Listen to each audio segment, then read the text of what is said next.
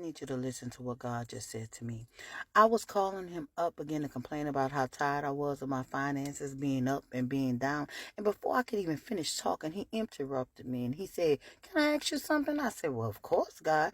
He said, "But why do you panic every time money gets low, but forget me every time I bring you through?" And I was like, "I don't do that." He said, "You do. You keep treating provision like luck instead of proof."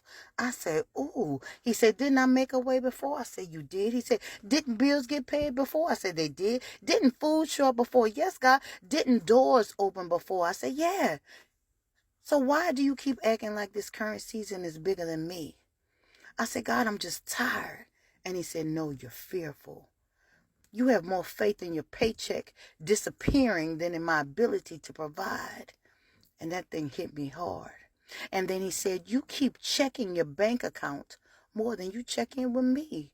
And I said, "But God," he said, "but nothing. Every time numbers get funny, your peace disappears. But your security was never supposed to come from numbers. It was supposed to come from knowing who your father is." I said, "I do know." And then he said something I'll never forget.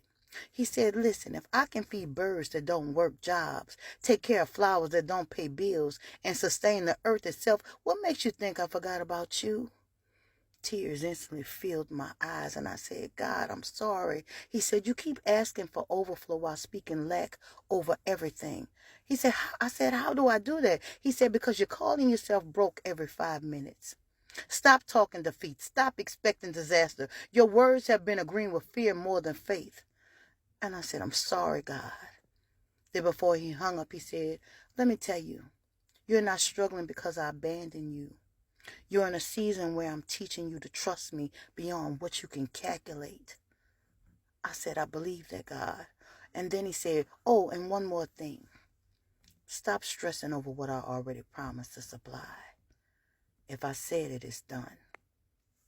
I said, "God, I believe it."